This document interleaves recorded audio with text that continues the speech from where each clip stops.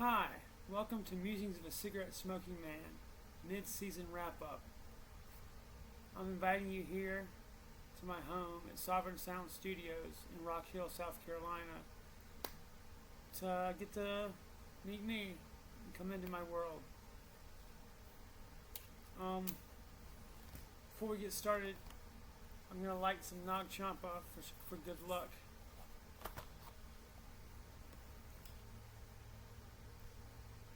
I started Musings of a Cigarette Smoking Man at the beginning of the year in concept. It was kind of by accident that I got onto social media and videos and stuff. It was just a stroke of luck that I started playing around with AI and boredom, I guess, too. I started playing music again after a long hiatus and got fired from my dishwashing job, of all things, in my hometown restaurant. After traveling the world, writing books and stuff, and going on adventures, I came to my hometown, to my parents' land where I have an apartment, and decided to pursue some creative projects that I've been wanting to do for a long time. My pink lighter.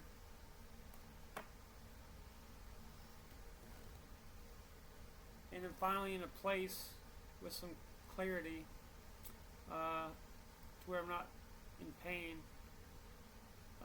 from finally getting back in recovery on methadone for medically assisted treatment. And it gave me clarity of thought to create again. And I hope you've enjoyed our first dozen or so episodes. The title, Musings of a Cigarette Smoking Man, comes from an X-Files episode, of which I'm a huge fan. And it was a big influence on me growing up in the 90s. That show, there's a lot of truth in X-Files of how power works and the sheer audacity of the people behind conspiracies that are very real in a lot of ways, and the just sheer balls of people who do that kind of shit. My story really starts in York, South Carolina, or rather Charlotte, North Carolina. I was born in 1986 to two school teachers, public school teachers. My dad was an auto mechanics teacher at the local high school, and my mother was a PE teacher and a PE and health teacher at the local junior high. And my dad, before being a teacher, was a NASCAR pit crew guy, and has tons of stories with interesting people. He's an American original, along with my uncle, who is of woodworking fame. And it got me thinking about my heritage as an American original, or one aspiring to be that myself. And that was inspiration for an early episode. I grew up in the country. I had an idyllic childhood out here. My dad had a tractor and a box crate, and he built me a baseball diamond in our front field where we practiced. My little league team practiced, and my family's earliest memories together revolve around baseball. And that's going to be the topic for my next episode coming out of the break here. Baseball played a huge part in my early life, and it was the source of endless fun and bonding with my family. And just have so many good memories with my teammates from childhood and even through high school. The people I played baseball with became lifelong friends, and my close friends. And although after high school we kind of all went our separate ways into the real world, you never forget your first associations and friendships. And I met all kinds of people, really cool, great, awesome people, through baseball and team sports. And in high school, I played on the varsity and JV teams. And my cousins, who lived close by, my first cousins, were both also all-region pitchers, as was I. It's kind of a the male leagues kind of thing to be baseball pitchers.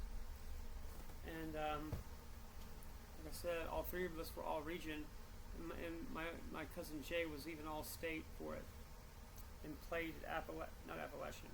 He played at High Point University with my cousin Phil, who also pitched for High Point University. I did not play college ball. There were other interests that pulled me, which were like artistic and creative endeavors. And I played in a band called Johnny Slacker, starting my junior and senior years of high school, and played with a guy named Jonathan Blackwell, who was an absolute wizard on guitar. I played drums, and me and him had mad chemistry together in the band. Our singer was a guy named Albert Strawn, who was an interesting character.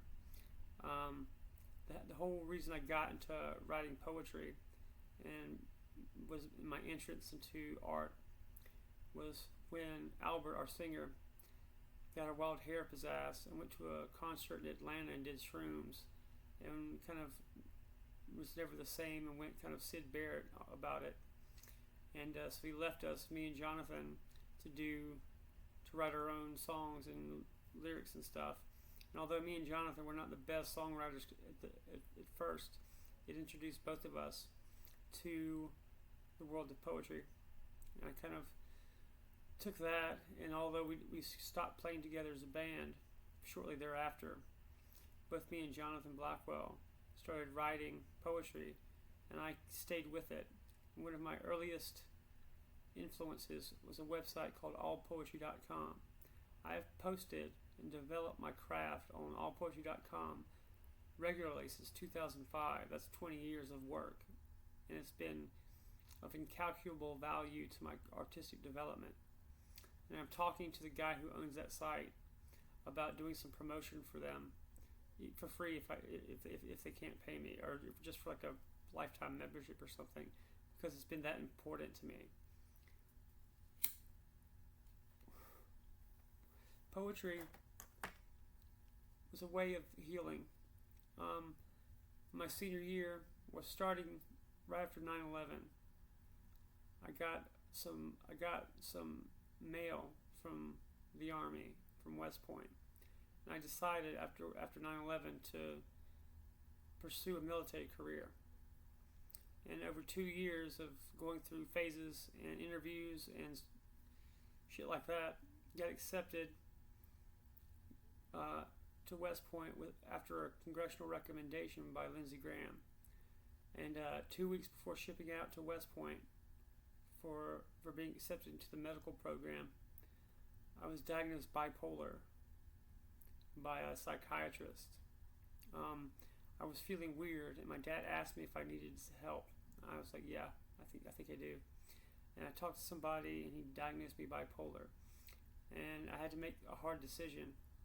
I thought about it long and hard, and didn't feel comfortable serving, not being 100%. Maybe it might not have been automatically disqualifying for service, but I just personally didn't feel comfortable doing that. So I found an alternative way to give back to the community and serve by being a cheerleader for libertarian values in America in my writing, poetry, art, and music. And that's what I've been doing ever since. In 2007, I went to Winthrop University for creative writing and enrolled in some writing workshops, which is close to my hometown. It's in Rock Hill, South Carolina, about 15 miles away from here. And it was an awesome experience for just the state tuition of a state college in-state college, I learned skills that have lasted me 20 years and have helped me develop to a professional writer. I was only there a year. I didn't need to pay $100,000 or $50,000 to get a degree because I knew what I wanted to do. I wanted to write and sell books. I didn't want to teach. A degree was unnecessary. And I really always advocate being smart about your education. And unless you're going for a professional degree or a career that requires a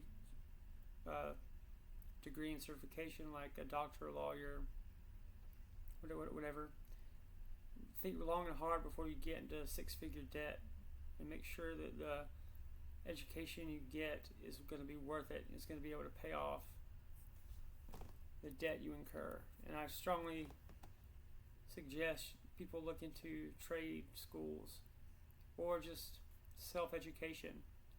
The internet and online courses and YouTube can teach you skills. There's so much you can do with AI and the internet. It doesn't cost anything hardly. For just $20 a month for an AI subscription, you can do all kinds of shit. And after Winthrop, before I move on from there, a poetry professor at Winthrop, who's now retired, Evelyn Weeks, was a really great influence on me. She recognized my talent early on and suggested I go be a dishwasher in a big city, in a big hospitality city, because repetitive hand movement, it's a Buddhist meditation principle that repetitive hand movement and manual work will free up your conscious mind to focus on creative tasks and creative thinking. And so she told me to go be a dishwasher and go have life experience in a big city, and that's what I did. And in 2013, my best friend Robert McFarland, who dated my sister from junior high through college when he went to the Citadel, came back from service with the Peace Corps in Africa and asked me to be his roommate in Charleston. And I was like, hell yes, I'm going to do that. So we lived in Charleston, South Carolina, and got jobs in food and beverage. And the next several years would be the raw material for my first serious novel, Gethsemane. I have the first draft of Gethsemane available on my website, stephenleak.com, in the form of an ebook. I have a lot of goodies, and I have demo albums, two demo albums on my website with my podcast, with links to my podcast and other videos and stuff.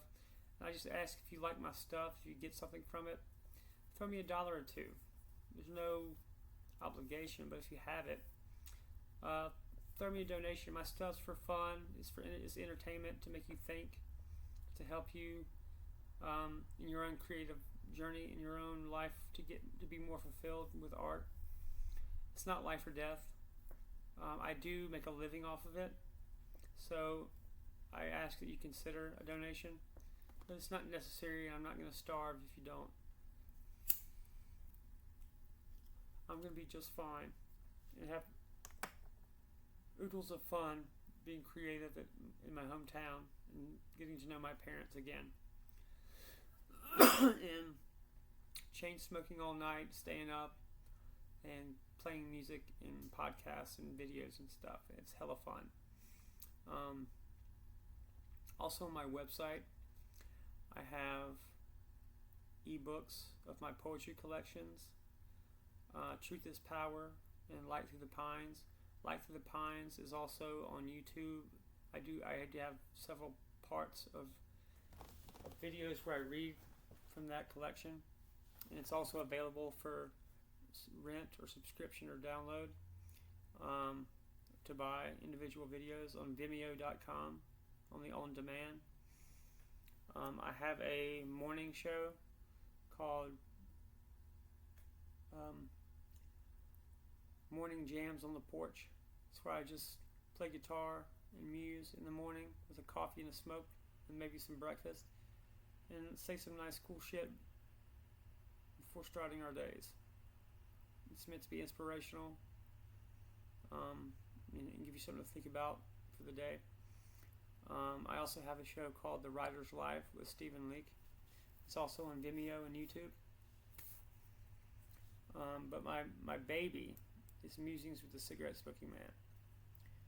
Musings of a Cigarette Smoking Man. That's where I am, like, getting towards full expressivity.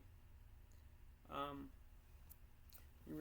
really now that we're in like the episode 13, 14, and 15, really hitting my stride and finding my groove.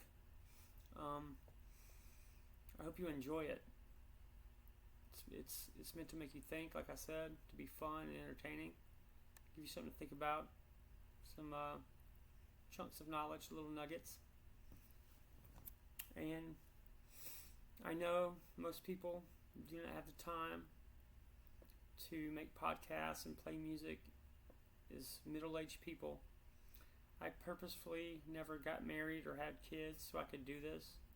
It was a calculated decision on my part, and it happened to pay off, and I'm starting to like see some success, and life is good.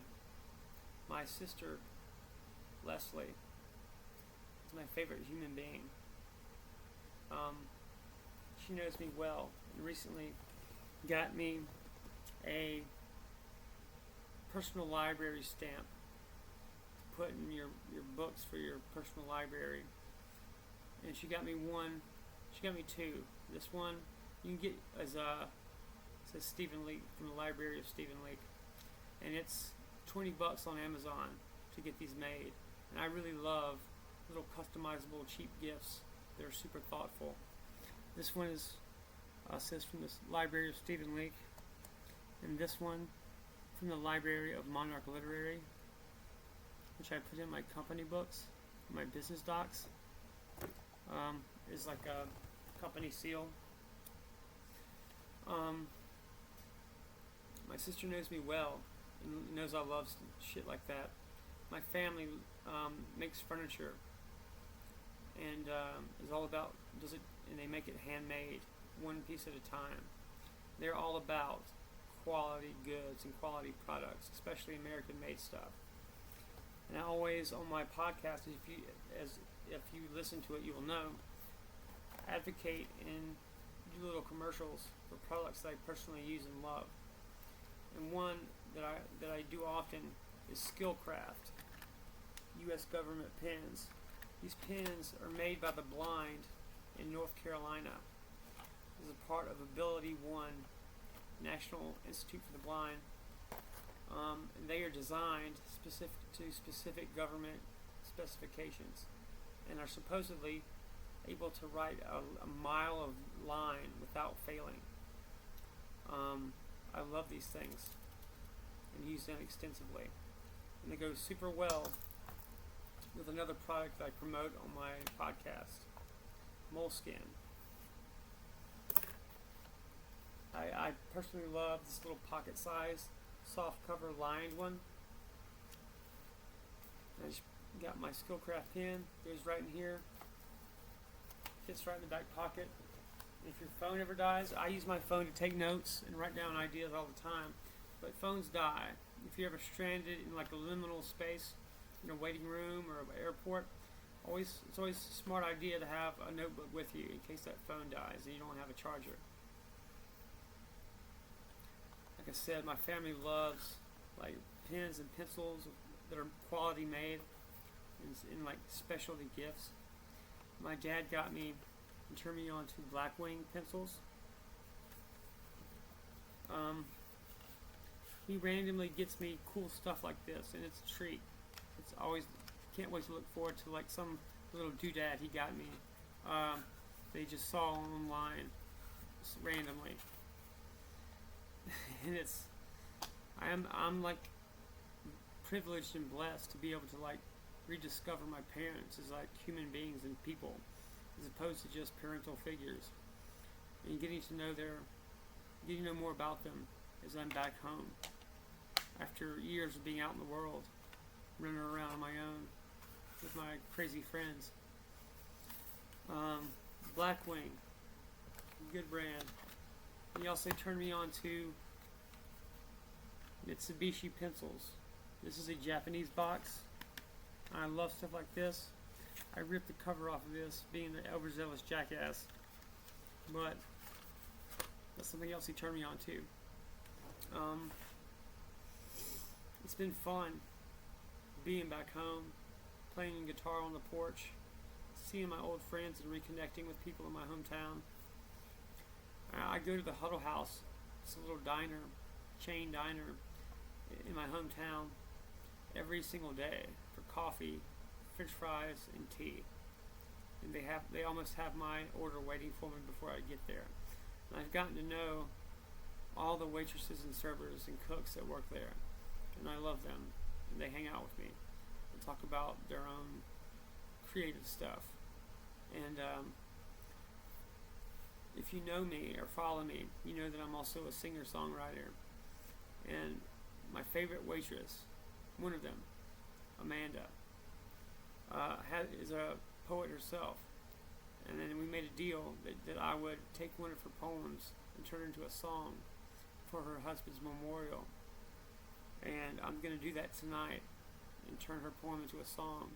And I'm planning to give her songwriting credits so she can have, if it ever, just for the random possibility, it might become big one day. She could potentially have like a source of income as a single mother and waitress. And you never know. I'm probably delusional, but also weirder shit has happened. You have to go out and make shit happen and take a risk, or it won't ever happen, right? So follow me for my upcoming songs and support. The song's called American Gangster.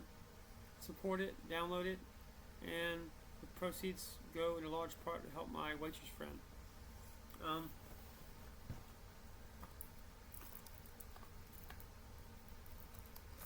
This podcast has been a labor of love, and it's been endless fun.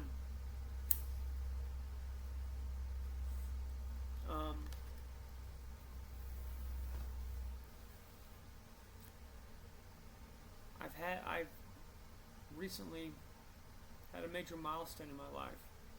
I became an uncle March 12th of this year, and my sister and her husband Cam and the baby Daphne were here for a family get-together for our extended family to see the baby for the first time. And holding that little thing was just amazing. And I played guitar for her, one of my songs, and she smiled and cooed at me, and seemed to love it, and it just melted my damn heart. And so it gave me a renewed commitment to work towards a better future and leave this next generation a country in better shape than we found it. And I'm fully optimistic that we can do that. These are very historic times we are living through, and the political polarization we face, I think, is intentional. That's how power rams through unpopular legislation and robs people of their rights. And I did not claw my way out of the seventh circle of hell and survive addiction, trauma, and mental illness to let my constitutional rights be trampled all over by bankers and big tech. And part of what I do in my ventures is I own a holding company called Monarch Holdings International. It owns all of my creative projects and subsidiary companies. One of my companies and projects is called American Justice Enterprises. Well, it was created because a former employee of Wells Fargo, who had evidence that that bank was illegally and unethically foreclosing on veterans who had VA home loans through them, for no greater reason for money, just to make more money. They engaged in predatory, unethical, and illegal business practices that violated their contract with the federal government. And people have been killed, literally killed, for speaking out publicly on this. And I am in such a position or have fucking nothing else better to do and nothing to lose than by helping my friend. And we're going to take this fight all the way. And we will fight this as long as we have breath in our damn lungs. These veterans sacrifice their minds and bodies to fight and put their lives on the line and are forever changed by their service, and should not come home to be preyed upon by big money and big banks and powerful corporations. We need to protect our people and look out for our vets. And there's something that everybody can do if it's just sharing links in our posts.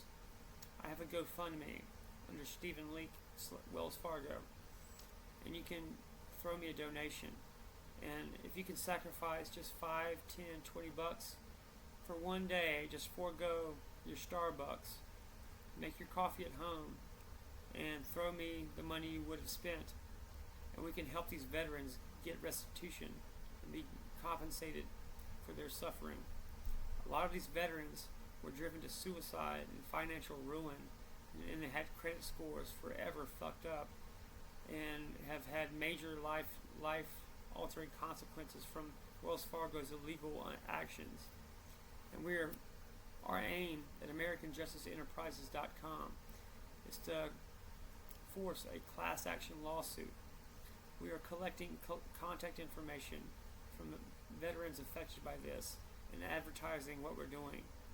So, if you can share my creative projects, Musings of a Cigarette Smoking Man, my music, Stephen Leak, on Spotify and YouTube and any streaming services. My podcast is available wherever she gets podcasts. And I have a t-shirt and hoodie company called Monarch Urbanwear at monarchurbanwear.com, and you can support us by buying a t-shirt. Some of these t-shirts are specifically made where the profits 100% will go to American Justice Enterprises. Consider buying a t-shirt and contributing to help these vets out. They've done so much for us, and their lives are forever changed by their service. The least we can do is throw them some money, just $5 or $10, to help us fight for their rights. But back to the podcast. As I said, it's been so much fun, and I plan to do it from now fucking on because it's super rewarding. I get to just rant about whatever topic I choose, and I do it all myself.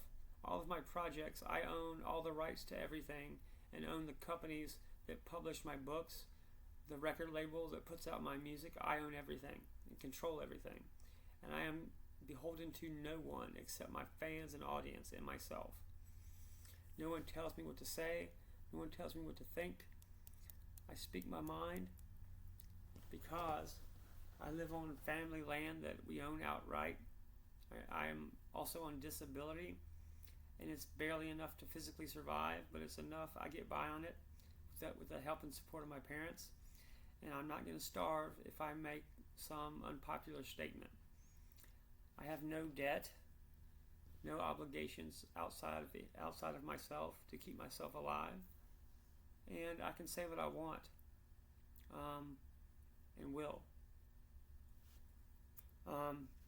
Thanks for following me.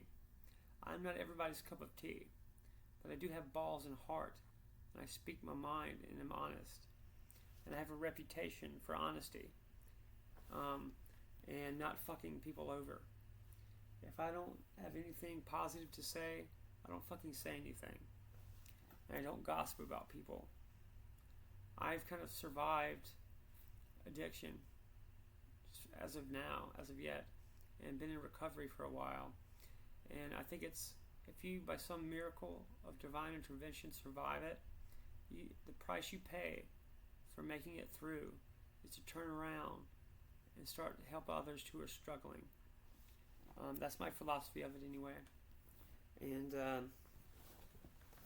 if you are struggling with addiction or mental illness in some way, and you have nobody else, go to my website, StephenLeak.com, and I can relate to you, man. I've got all the time in the world, and let's collaborate. If you're creative, let's make some art. If you're a musician, let's make some music. If you're a businessman, let's collaborate on a project. I love capitalism. Capitalism does not have to be all about crazy inequality and fucking bizarre and evil shit. It's not real. It's not like actual free market capitalism that we're seeing. What we're seeing is crony capitalism and corporatism. My family are small business owners and teachers and doctors and stuff. And we have honest business practices and have a good name and establish our reputation on fair and honest dealings, which is how I run my business. If you also believe in that philosophy and libertarian values and our fundamental founding principles, let's work together. Contact me at steve@monarchliterary.com or steve@americanjusticeenterprises.com. My phone is 803-627-7533. Text me anytime or call me during regular business hours, 9 to 5 standard Eastern Standard Time, Monday through Friday, or Saturday if you can't wait. But I do need Sunday to myself. Otherwise, hit me up, and I'll do my best to get back to you as quickly as possible. We're in this together, despite what anybody else says. And we only have each other. Nobody's going to come to rescue us but ourselves. And I'm really optimistic that we can do a lot of good. We can turn this shit around. And we're destined to win this. Okay? Don't lose hope. You're not alone. And I know it's overwhelming, stressful times. But we're on the brink of a golden age and genuine prosperity. You just got to keep pushing through it. I hope you had fun with me tonight. And thanks for being here with me. I'm the cigarette smoking man. Take care.